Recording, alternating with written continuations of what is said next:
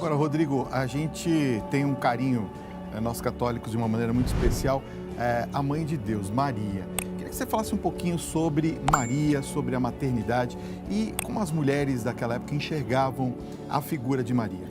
E eu fico muito feliz, Fábio, de ter a oportunidade de dar uma resposta num programa católico, sendo eu adventista. É verdade. Porque existe uma ideia errada que nós evangélicos não apreciamos Maria, que nós desprezamos Maria de maneira nenhuma. Pelo contrário, Maria não poderia ser uma mulher qualquer, senão ela não seria a mãe do Salvador. E vou mais além.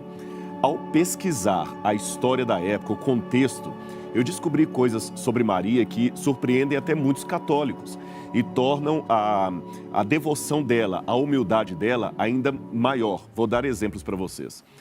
Há um documento do segundo século, o Proto-Evangelho Jacob, e isso é reconhecido pela tradição da igreja, que Maria, quando casou-se com José, era uma menina de talvez 13, 15 anos.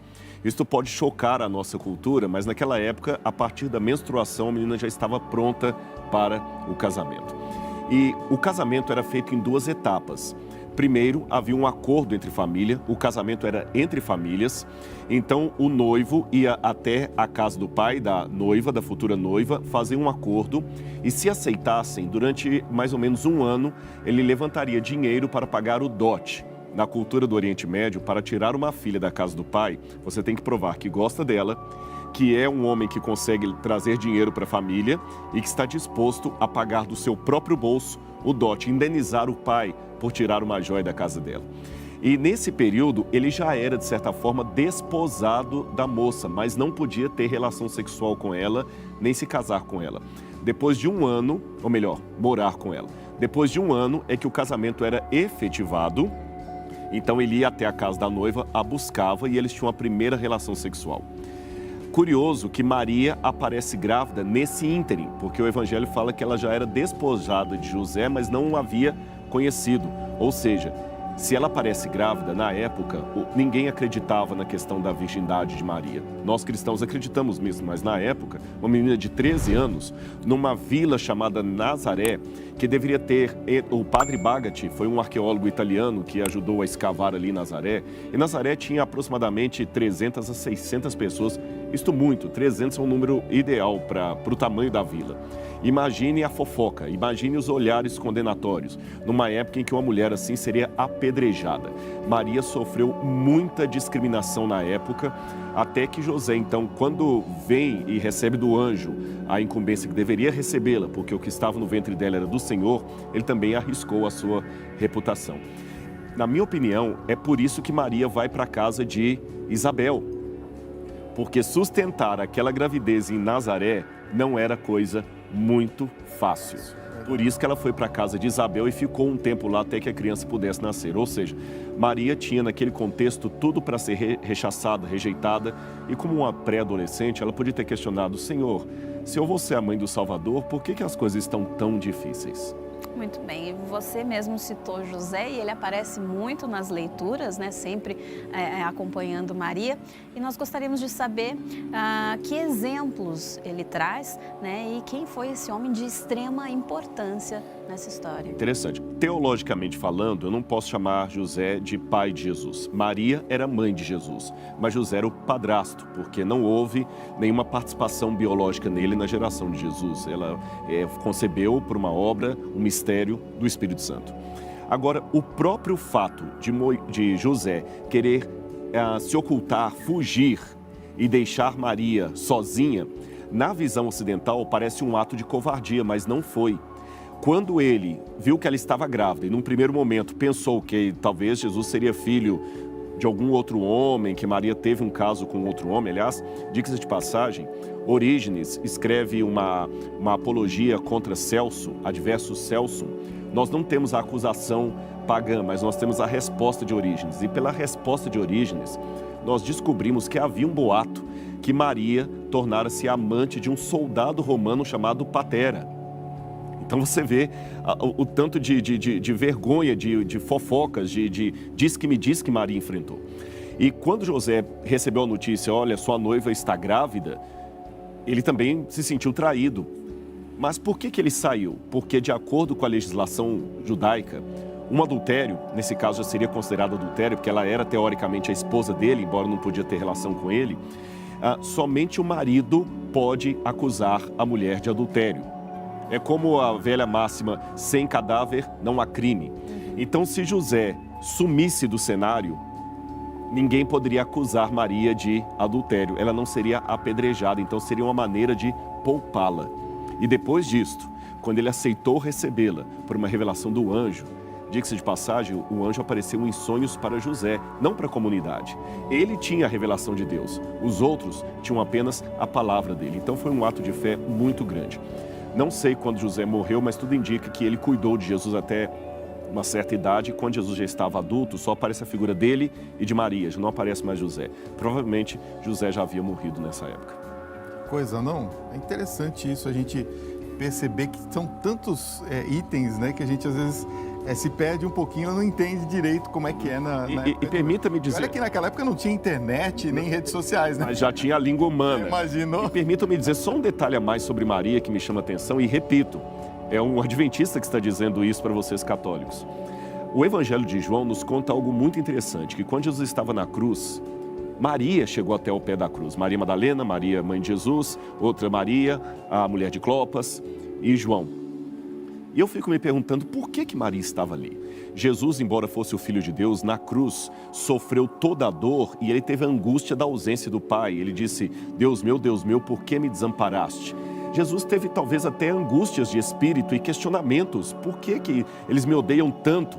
E naquele momento, na minha opinião, lendo o Evangelho de João, o Espírito Santo conduziu Maria e João até aos pés da cruz, para que Jesus, ao olhar para eles, lembrasse o motivo da sua dor. É por eles que eu quero que você morra. Eu quero que você morra por esses filhos amados que eu criei e precisam ser resgatados pelo seu sangue. Naquele momento, Maria, silenciosa, chorando, foi o argumento que Jesus precisava para continuar. O mesmo argumento que o Espírito Santo faz hoje através de outras Marias, Dani, que muitas vezes são enviadas até nós. Sabe aquele dia que você está desanimado, desanimada, que você pensa assim, não tem jeito o que eu vou fazer, e parece que nesse momento o diabo manda gente para te desanimar mesmo, para te jogar no buraco. Aí Deus manda lá uma Maria, talvez na figura de uma senhorinha muito simples, que fala assim, olha, muito obrigado, porque o programa de vocês me ajudou a continuar na fé. Deus está novamente mandando Marias até o nosso Calvário para nos animar e nos lembrar por que nós devemos continuar. Coisa linda.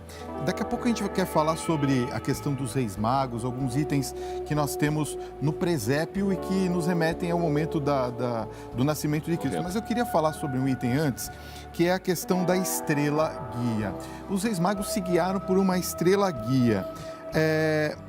Nós temos evidências, nós podemos checar essa história como verídica e saber que essa estrela de fato existiu, Rodrigo? Bom, nós temos fragmentos de história passada. Isso é importante que o telespectador em casa entenda, que eu não tenho um quadro completo do que aconteceu. Seja da arqueologia bíblica, se eu estivesse falando aqui da história de Roma, dos egípcios, da Mesopotâmia, são fragmentos de história. São milênios, muita coisa se perdeu, mas esses fragmentos me dão pistas interessantes para levantar um quadro ainda que hipotético. Nós temos o calendário de Sipar, na Babilônia, que é um calendário astronômico e menciona algumas conjunções de planetas que geraram algum tipo de brilho que na Terra foi interpretado como sendo algum sinal especial. Que os romanos também sabiam que uma estrela anunciaria o nascimento de um Salvador, é claro, porque o próprio Júlio César, ao morrer, teve um cometa que ficou visível ao céu e eles aproveitaram isso para dizer que aquela estrela anunciava o nascimento de Augusto. E o nascimento de Augusto, pasmem, é registrado no calendário de Priene, na Turquia, como sendo o grande evangelho do mundo. O que eu descubro disso? Que havia, mesmo fora de Israel, alguma profecia, ela é testemunhada por Tácito, Suetônio, que dizia que o Salvador, o Filho de Deus, nasceria fora da Bíblia e que ele seria prenunciado por uma estrela. Quando os evangelistas vão contar a história de Jesus, é como se dissessem aos seus companheiros, este é o verdadeiro evangelho e não aquele segundo César.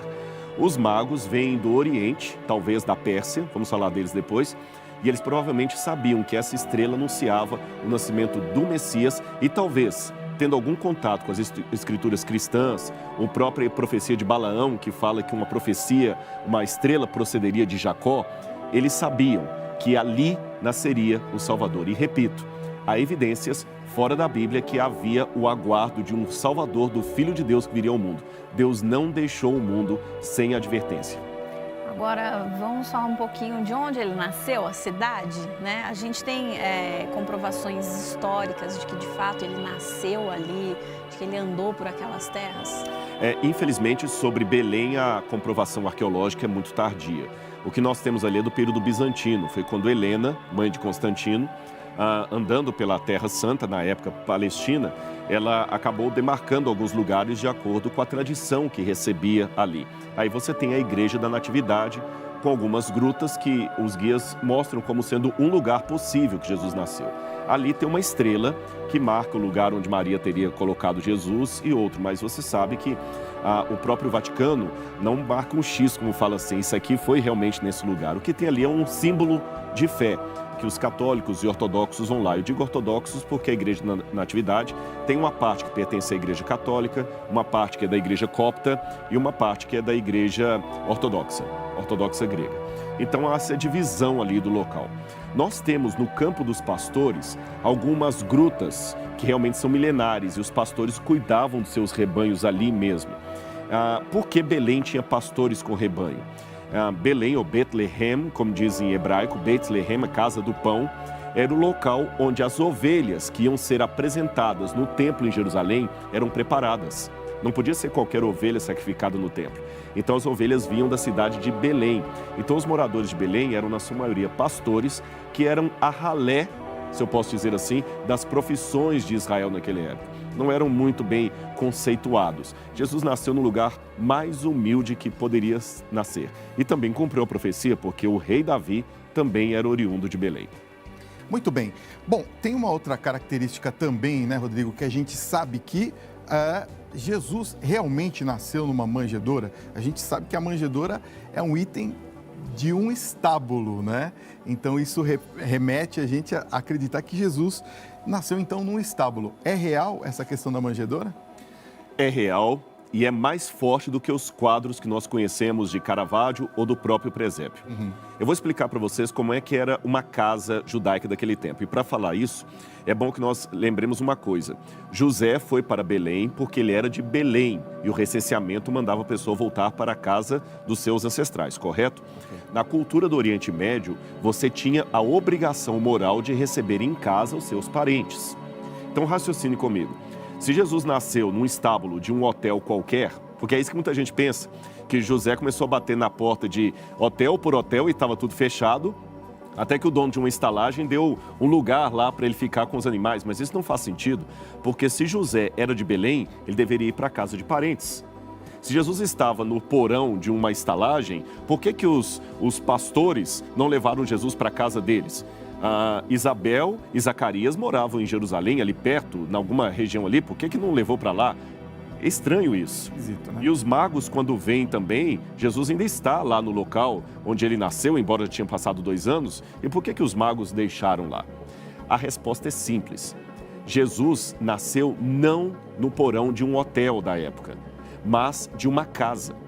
É porque a palavra para estalagem ou para hospedaria, que aparece no Evangelho de Lucas, onde fala que Maria deitou Jesus numa manjedoura porque não havia lugar para eles na hospedaria, é diferente, é catalúmena, é diferente da palavra hospedaria que aparece na parábola do bom samaritano. Quando a parábola diz que o bom samaritano ajudou o homem e o levou até a hospedaria, a palavra que está no grego é diferente do início do evangelho, quando diz Maria o deitou numa manjedoura porque não havia lugar para eles na hospedaria. O que era a hospedaria? Ali no início do evangelho de Lucas, não é um hotel, é um quarto de hóspedes que havia nas casas. E quando você recebia alguém, você deveria colocá-lo no quarto de hóspedes, que é traduzido por hospedaria. Aí agora eu posso fazer perguntas às entrelinhas do Evangelho. Então, se essa hospedaria, para a qual não havia lugar para Jesus, não era um hotel qualquer, mas era um quarto de hóspedes, por que não havia lugar para Maria e Jesus ali? Isso indica que eles estavam, sim, na casa de parentes. Mas a notícia que já chegara lá das fofocas, olha, José acabou pegando essa menina, Maria, 13 anos, 15 anos, como mulher, mas tem uma história mal contada de uma gravidez aqui, ninguém está engolindo isso. E o pessoal recebeu José e Maria em casa. Mas sabe quando alguém recebe você, mas com má vontade? E você percebe, olha, eu vou te colocar aqui no quartinho da empregada, você não repara não, e você descobre ela falando com o outro assim, olha, não vamos dar bolacha para eles, não guarda essa bolacha mais cara aqui, dá o pão mesmo de padaria. Foi uma humilhação. José e Maria foram recebidos por parentes, mas de maneira bem humilhante, porque a pior humilhação é aquela velada. E por que José aguentou aquilo e não foi embora? Talvez eles não tinham outro lugar para ir. Porque voltar para Nazaré era colocar Maria numa situação muito caótica. E José talvez quis continuar morando em Belém. Por isso que ficou até 2 anos depois lá, só fugiu por causa do problema com Herodes. Ou seja, Jesus foi recebido em casa de parentes e por humilhação ele ficou na manjedoura. E por que a manjedoura? É que as casas judaicas, na parte de baixo, é onde ficavam os animais. 2 ou 3 ovelhas, um jumento, eram os animais da família. Quase toda a casa judaica da época tinha esses pequenos animais. Agora, lembra que a história de Jefté, ele entra em casa e fala, Senhor, o primeiro ser que me vier à mão, depois que eu abrir a porta, eu vou sacrificar o Senhor. E a história fala que quando Jefté abriu a porta, veio a filha dele dançando. Por que Jefté falou que o primeiro que viesse ele sacrificaria? Porque quando você abre a porta de um pátio de uma casa judaica, tinha os animais ali. Foi nesse lugar que Jesus nasceu.